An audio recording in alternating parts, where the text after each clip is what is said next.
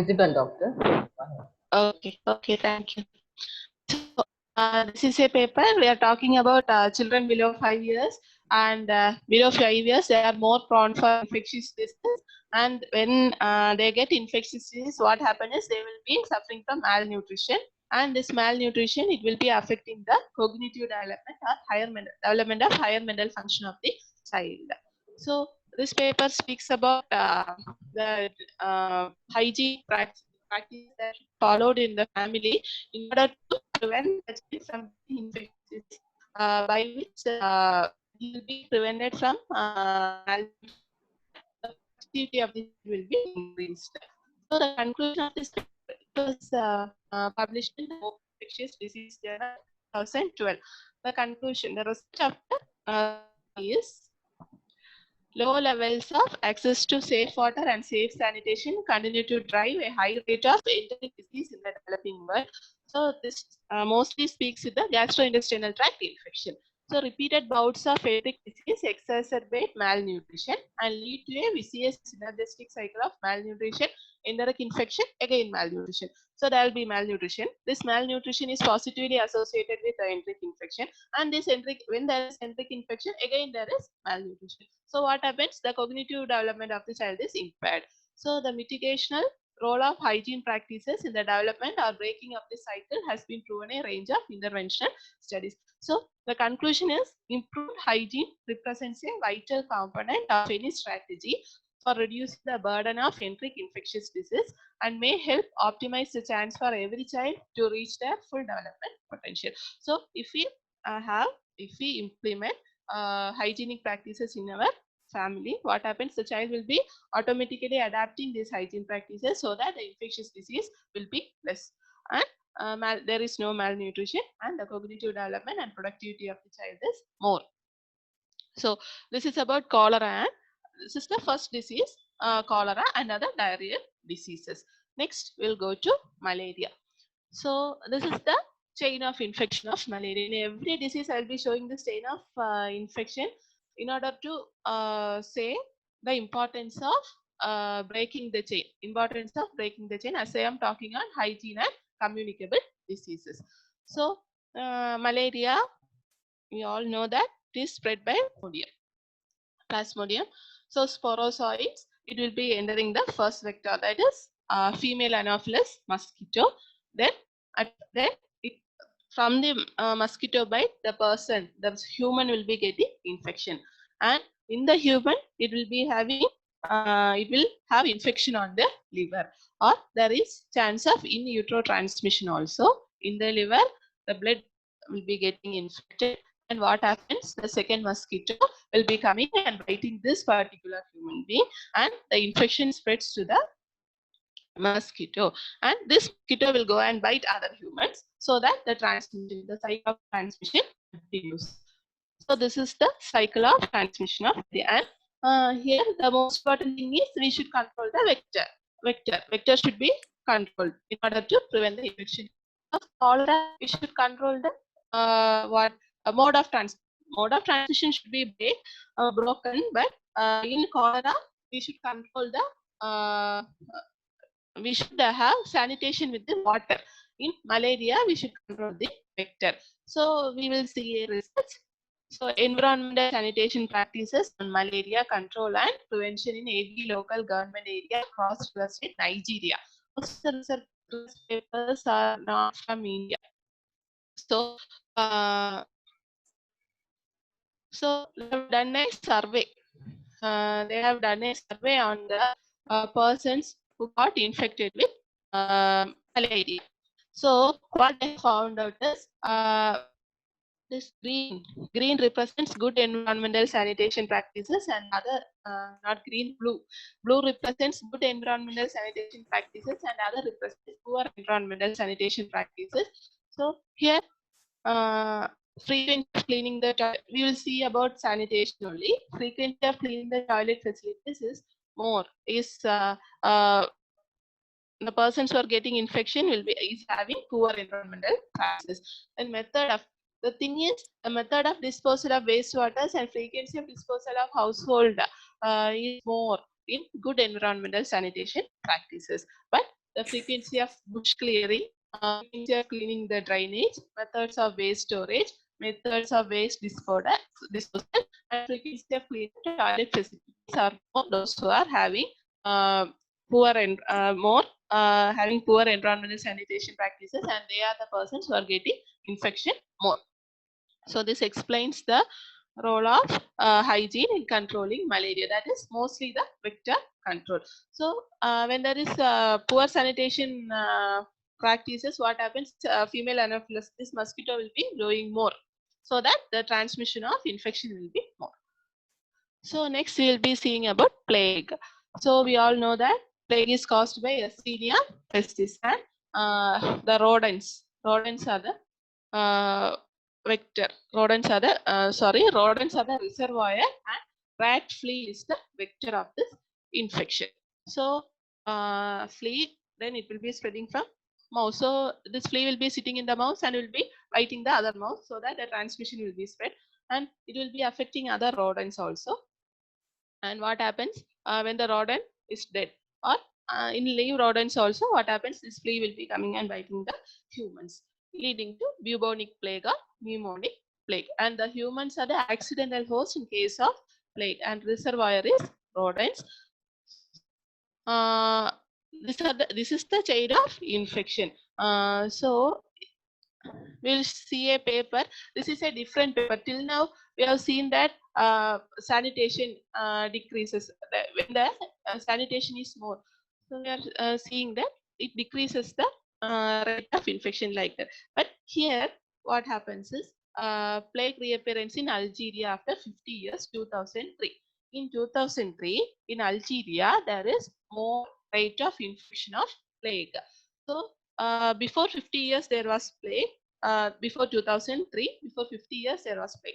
And in 2000, again, plague appeared. So they were investigating how this plague came again, like that. So they have found that at the time of investigation, the sanitation in the city and port were poor and rodents proliferated. So they have found that rodents were more at that this particular 2003 when there is more infection, and these urban rodents could come in contact with the infected rodents from the rural area. So Algeria, in the urban area, they have done the survey. So what happens is around this urban area, the sanitation is less, and there is dumps. So the dumps are uncontrolled. So many sewage, and so many waste were dumped around this urban area. So what happens is through this dump, rodents from the rural area came to the urban area, and they infected these rodents. From this infected rodents of this urban area, people get this disease. So this paper says that. So before 50 years there was plague, and in 2003 again plague appeared, and they have found that the city was polluted more. This disposal of waste was more, and dumping of waste was more. And so what happens is this rodents from the rural area, they came easily to the urban area. They infected the rodents of the urban area, and from this infected rodents, people in the city got infected. So this is when there is reduced hygiene, there is more disease. So next is leptospirosis. So leptospirosis is caused by a spirochete leptospira, and rodent are the carriers. So what happens? This leptospira, this is the causative agent. It infects the reservoir, and the portal of exit is urine. This leptospira will be coming outside through the urine, and what happens? It will be contaminating the mud and soil, and from that the susceptible host gets infected. So when the when the person is going for water sport, fishing, bathing, swimming, rice farming, etc., this leptospira from the contaminated mud and soil, it enters the human being. And also from the contaminated mud and oil, it infects the domestic animal also, and from the domestic animal, human infection. Human will be getting the infection. The risk factors is contact with animals, butchering, hunting, and farming. So again, from the urine of this infected domestic animal, leptospira will be coming outside, and the cycle repeat. So this is the spread of cycle of infection of leptospirosis, chain of infection of leptospirosis.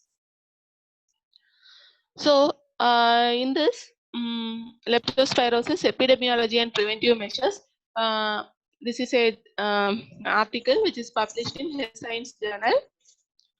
So the conclusion of this is persons who travel in leptospirosis endemic area should be informed that bathing may be hazardous in rat infected areas. Since there is presence of leptospira in the water, there is more frequency of getting the infection. Then outbreaks has been associated with drinking of contaminated water. Water purification should be done. So this rodent vector control should be done. Then occupational hygiene. Occupational hygiene such as use of waterproof shoes and gloves should be done. Then occupational groups as well as adventure travelers. Skin abrasions, they should look for skin abrasions since this leptospira will be entering inside through these abrasions. Then another control measure is the disease prevention, appropriate drainage of areas. So drainage just should be made hygienic. Then in conclusion, prevention is largely dependent on sanitation areas, sanitation measures. So sanitation is the most important thing to control this leptospirosis infection. Next disease is chikungunya. So all know chikungunya is by a virus which is the reservoir of which is Aedes aegypti. So this virus will be harbored inside this Aedes aegypti. So it will bite the human being and he will be getting the infection. Again another mosquito, it will be biting the same human and the mosquito gets infection and it will be transmitting the disease. So research papers regarding this chikungunya and this hygiene was very less. I couldn't find anything. So regarding hygiene and chikungunya, guidelines for prevention and control of chikungunya fever was this World Health Organization says that the larval control measures and elimination of breeding sites. So they are saying that removing, disposing, burying or burning all unused tins, cans, jars, bottles, tires, etc. That is, there should not be any space for this mosquito to breed. So this Aedes aegypti mosquito, it breeds in fresh water and all the specific features to dispose it, keeping tires, metal boxes, skins, basins, etc. protected from rainfall, arranging cleanup campaigns, turning water drums and small earthen jars upside down so that this water will not get collected. Then periodic scrubbing inside the water containers to destroy the eggs. Then regular emptying water in flower vases, covering over. Like this, they are saying about the hygienic measures that we should follow in preventing chikungunya transmission. So next is dengue fever. Dengue fever also same as chikungunya. It is affected. It is carried by the Aedes aegypti only. And I will show a research paper. Impact of a short-term community-based cleanliness campaign on the sources of dengue, vectors, and entomophysical and human behaviors. So here, what they have done is they have implemented a short-term community-based cleanliness campaign in order to prevent this vector. So OV trap, they look for the OV trap index before and after the campaign. OV trap index means this index shows the vector rate of vector transmission at the particular area. So the OV trap index, they found that the index was decreased from 66.7% to 39.3% after the campaign. And also they have found that the people of that area know about the dengue fever, how to prevent it and all, but most of them are the Aedes aegypti breeds in clear water, clean water.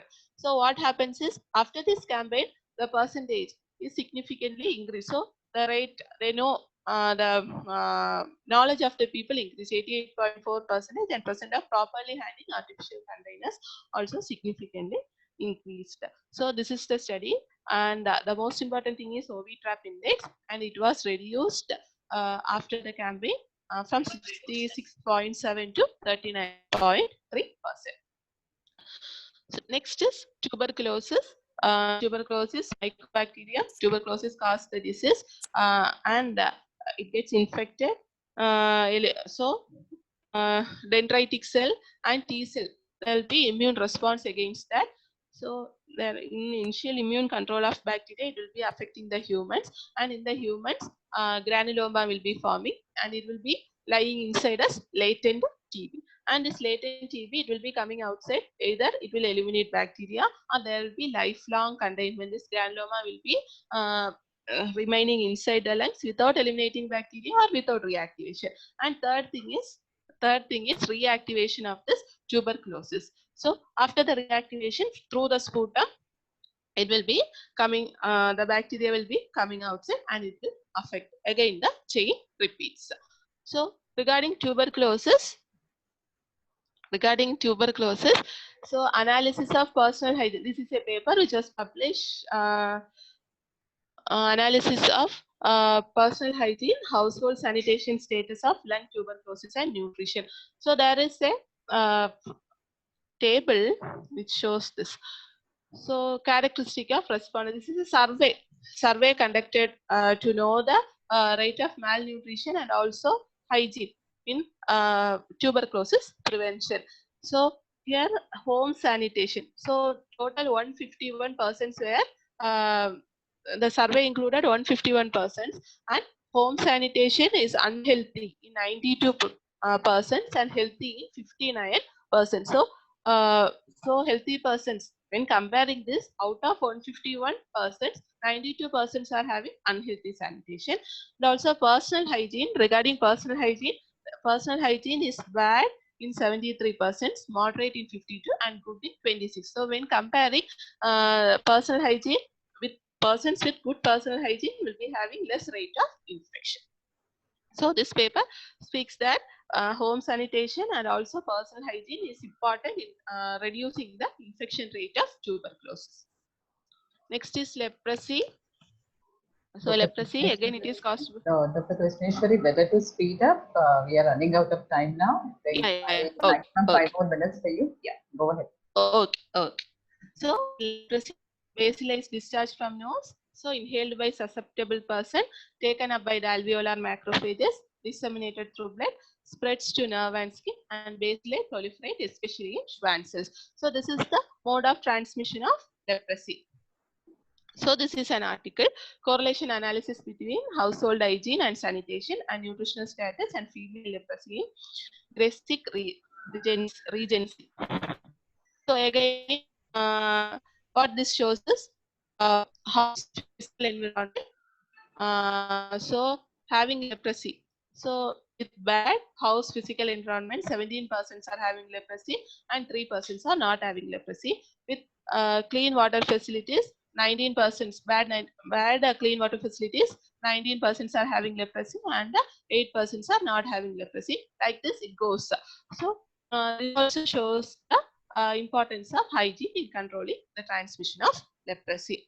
So we have seen 8 most important communicable diseases prevalent in India, the source of infection, and also some research articles regarding that. Hope you have understood, and we had an overview on short review on communicable disease.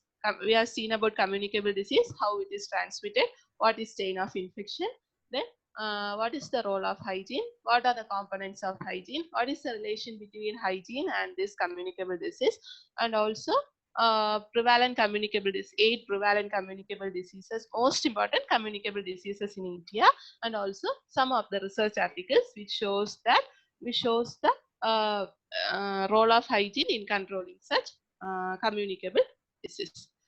Thank you. Hope you understood. Thank you. Thank you. Thank you, Dr. Krishneshwari. This was an in-depth work of yours on hygiene in this COVID-19. Really, it was very much informative. And the articles which you have shared with us were very much informative in understanding the today's topic. So thank you so much. Now, now I request one more presenter, Dr. Chakravarti. He is an associate professor in the Department of Medicine. So Dr.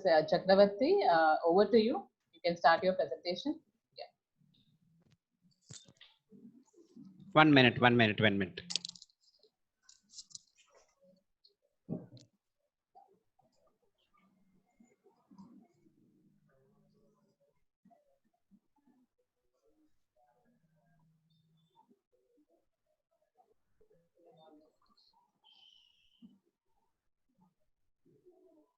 Hello.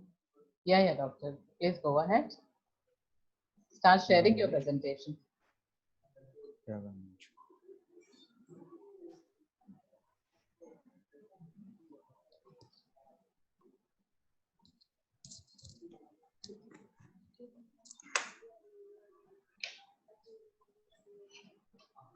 Yeah, the screen is visible. Yeah, it's visible. Start your screen sharing. Presentation. Yeah. Hi all. Good afternoon, everyone. First of all, I would like to thank our officer in charge for providing this opportunity. At the same time, I would like to thank our principal sir for giving me the opportunity. Dr. Raj for coordinating this program, and Dr. Jayasri, organizer. Thank you. Okay, let us not waste time. Because see, and the thing is that here, revisit to COVID-19 and hygiene. Actually, why we have kept this revisit means actually everyone thinking that COVID-19 has gone, or at least still means it has come down in its virulence. But it is not that.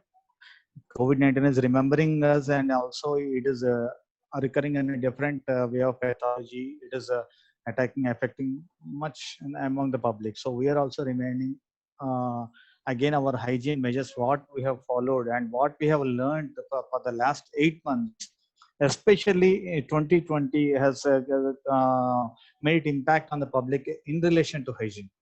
Rather than really, of course, there is an impact of COVID fear, everything is there, but still hygiene role has much improved. So related to that, so that's why we have given this revisit to COVID-19 and hygiene. So as you know well, I'm not bombarding again all the entire COVID-19 pathology, because you have learned much about this COVID-19 for the last 8 months in the various news channels and media, and also articles and various programs.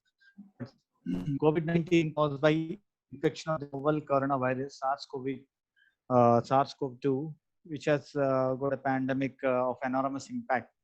It has challenged the entire healthcare and political system throughout the world. So this new health emergency has occurred on top of the usual burden of diseases. In this last 1 year, you can see many other illnesses has come down, but only COVID-19 is being reported. So it was reported that the COVID-19 became India's most deadly infectious diseases, with the exception of tuberculosis. Why exception of tuberculosis? Yes, tuberculosis still it is one of the major cause of mortality. When you compare on par with tuberculosis, it is unequal or above only tuberculosis. So with the exception of tuberculosis, and in National Health Profile statistics of 2019, the communicable diseases list with the highest case of fatality rates in just 4 months officially reported deaths. Slide is not visible. Hello. Yeah, it's not visible, doctor. Not yet started. I told you.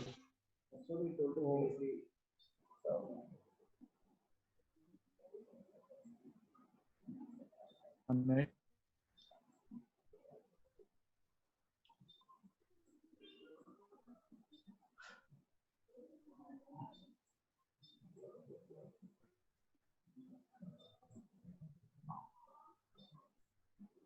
One minute.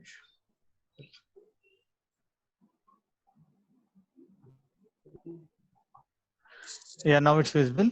No, yeah, you just started. Not yet visible. No. It's just showing that you have started.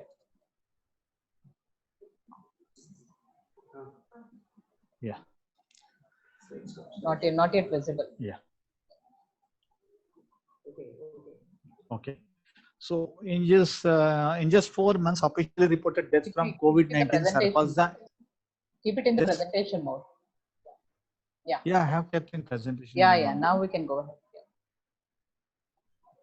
Yes. Yeah. So actually, previously in 2019, H1N1 virus was the most deadliest infectious disease. But now COVID-19 has caused more and more deaths all over the world. So coming to virulence, because when we are speaking about this epidemiology and also its spread, before speaking any hygiene measures, we have to think of the virulence also. So the COVID-19 virus virulence is estimated to be 5 to 6 days, while for influenza virus, the serial interval is 3 days. Why I'm speaking with influenza is, it is mimicking like influenza. So, and moreover, the most fastest spreading is influenza virus, because as soon as you are speaking closer to any influenza affected person, you will be immediately getting affected. But the thing is that influenza can spread faster than COVID-19. In what way we have compared is that is a serial interval. Serial interval means the between the two successions of the two cases or the two successions. Okay. Whereas the reproductive number, the number of secondary infections generated from one infected individual is understood to be between 2 and 2.55 COVID-19 virus. Means one affected person can infect 2.5 or 2 to 2.5 persons at a time. Okay, this is from article. This is generated. It is connected. The research has been conducted. So then, what they say is that serial interval is a bit less than influenza, but whereas the reproductive number is more than influenza, so it is more rapidly spreading than any other. Here I would show you the basic reproduction number when compared with all the viruses, viral infections. So measles stands on the top, whereas all the other SARS-CoV-2 and also CoV-1 and also MERS-CoV stands in the middle and in equal with the influenza also. Okay. Yeah. Next is total COVID-19 cases in 20 October, as on October 23rd. This is just statistics. I just want to show how it is, but in our India, it is means maximum there is 18.53 curative rate of discharge of migrated case are there, whereas 1.51 is a death rate. Whereas this is a COVID-19 tracker. I have given this as on October 1st. This is a COVID-19 tracker. Recovered and active case in India, when coming to unlock 1, unlock 2, unlock 3, unlock 4 stages, there are various unlocking stages, but till October 26th, when compared to other parts of the world, India has more recovered active cases. It is due to strict lockdown, and as well as even unlock at a particular periods.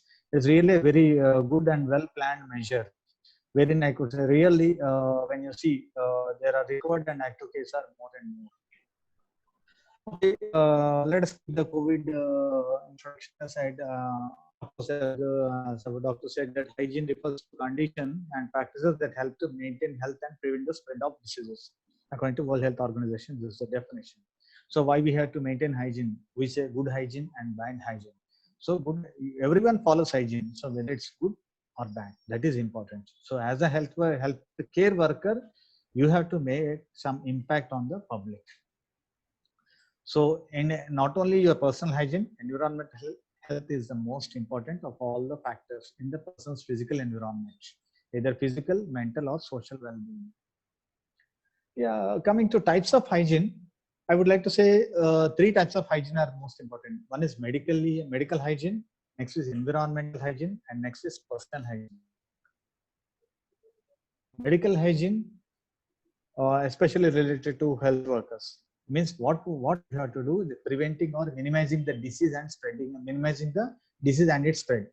Okay, like isolation or quarantine, sterilization of the instruments, use of the protective clothing like the PPE kits, all those eyewear, gloves, masks, etc., and proper dressing of injuries, safe disposal of the BMW biomedical waste, disinfection of the reusable materials like linen, pads, and uniforms, the hospital uniforms, and hand washing especially. These are some of the medical hygiene you have to follow as a responsible health worker. Daily life hygiene. What we are seeing in the last 8 months is daily life hygiene only. Public transport, workplace, and public places. Transport, workplace, as well as public places. Coming to culinary or the food hygiene related to food, the practices like prevent food contamination, prevention of food poisoning, minimize the transmission of disease to other foods or other food products. The cleaning and disinfection of food preparation areas and equipment like cutting boards, preparing raw meats, vegetables. And the clinic may also involve use of chlorine bleach, ethanol, ultraviolet light for disinfections. You can see in big hotels or restaurants, they are using this ultraviolet light also. Careful avoidance of meat contaminated by worms, salmonella, and other pathogens. And there should be special care in preparing raw foods. institutional dish sanitizing, washing with soap and cleaning water, washing of hands, proper storage of food, and also labeling food to indicate when it was produced. Okay, means like expiry date, manufacturing date, everything you should follow. At least these guidelines will be followed further after getting affected with COVID-19. So coming to personal hygiene. So one medical hygiene over, next is environmental, of course, sorry, this one culinary hygiene, next is personal hygiene.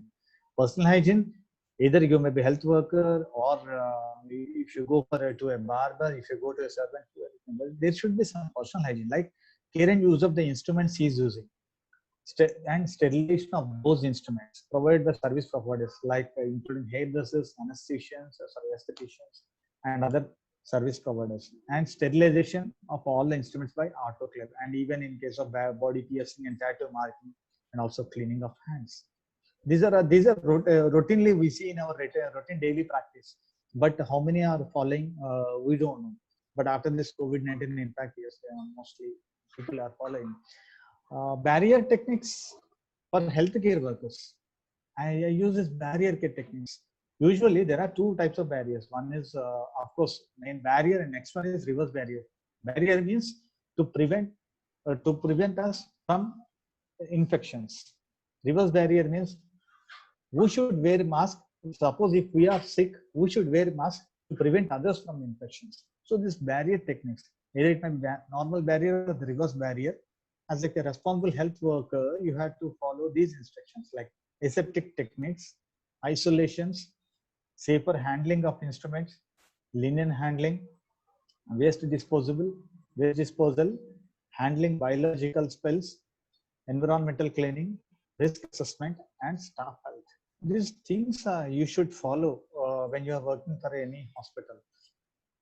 So out of all these hygienes, in this personal hygiene, I would like to choose only hand hygiene, because all the other things you know, but still hand hygiene also, you are being bombarded for the last many months how hand hygiene should be, because of the various news channels, media, everything. See, but you can. But the thing is that hand hygiene is the simplest, most effective measure, but at the same time, it is the most neglected part. Hand hygiene. So why we have to go in respect to COVID only? I say why we have to go for hand hygiene in respect to COVID means because coronavirus. This is published in Lancet, New England Journal of Medicine, Lancet Microbe. So this was given actually. The paper and tissue paper, the coronavirus stays for 3 hours, whereas in the copper 4 hours, in the cardboard 24 hours, wood 2 days, cloth 2 days, stainless steel 2 to 3 days, propylene plastic 3 days, glass 4 days, money 4 days, and outside of surgical mask and outside of the mask 7 days of the cloth. Practically, this is difficult. We can't see, and at the same time, so where is because these are all the instruments what we are using in our daily life. So better we wash our hands. The hand wash is most important. And moreover, when you have to means what are the indicators of hand hygiene? When you have to go for hand hygiene, one is before touching any patient. Always, either he may be sick or you may be sick. Before, next is before any aseptic precautions, aseptic procedures, and next after body fluid exposure risk, after patient contact, and after contact with patient surroundings. These are the things before. So whenever you are going to medical institution, so you have to take care of these things. So in hand hygiene, the first thing is hand wash. So you know all these procedures like rinsing with water, using soap, washing your palms, scrubbing each finger, interlaced fingers, base of thumbs, scrub nails, wash your wrist, rinse of soft soap with water, dry hands with towel, tissue or dryer, and hands are clean. Of course, these are the normal procedures which you are well known. Soap or detergent, warm running water, paper towels, or alcohol based. Anything you can use, but hand washing is important. If soap is not available, go for warm running water. If it is not available, wear paper towels or alcohol based. One more question is hand wipes. Yeah, hand wipes is clean and disinfect the hands without the need for soap and water. Yes, because they are having aloe vera and moisturizers, you can use as well because they are equally effective. Next is surgical antisepsis. When you are going to do the surgical antisepsis, the preparation before cleansing, the choice of the antiseptic solution, what you are using, the cleansing method, and the duration. All these factors are important. So the preparation before cleansing, because you remove all the ornaments. Next is what antiseptic solution you are using. That is important. Next is the cleansing method. Simply washing hands and keeping under water, that is not important. Next is duration of hand cleansing for 30 seconds, 15 seconds. Yeah. So surgical hand antisepsis is known to effectively remove. Surgical hand wash is most important. So it was taken from this one article that poor surgical hand scrubbing may contribute to higher incidence of surgical site infections, which is associated higher morbidity, prolonged hospital stays, increase in resistance to antimicrobials. So that's why in ICU they provide for each and every bed separate, especially in NICUs. For each and every bed, we'll provide one special sanitizers of the hand wash, not hand wash, sanitizers. Like I say, separate hand sanitizers. Next is why hand hygiene is critical in newborn, because it is due to immature immune system. You may be infecting the baby. The fragile integumentary system, the skin may be delicate, and the frequent contact with other staff and possible need for invasive procedures. So these are all the hand washing techniques. There are nearly 8 to 9 techniques are there. Especially this surgical hand wash, what I'm saying. Normal hand wash is what I've shown you earlier. This is surgical hand wash because there is a elbow tap. So how you have to push the elbow tap, and also this hand wash soap, and also how you have to keep in the hand, then how you have to dip your fingers in the sanitary hand wash, then how you have to rub entirely up to the elbows, then again closing the tap, and again washing. There are 12 to 15%. So I already told you before patient contact, between each patient contact, prior to handling patients equipment, on entering or leaving the clinical areas, after contact with the patient surrounding, before entering in isolation, prior to examination of patient. Though we say these are all the normal things which we know usually, but frequently we skip all this. Yes, hardly we'll enter and directly we'll keep our hands on the tap and we'll just wash it. But these are all things. So one thing, hands should be washed with soap and water after several applications of hand sanitizer to prevent a buildup of emollients on the skin. This is important. See, after the sanitizers, to prevent a buildup of emollients in the skin, there should be several applications of soap and water also. And hand sanitizer is less effective if it is used immediately after the application of hand cream or lotion. These are some precautions I have pulled out.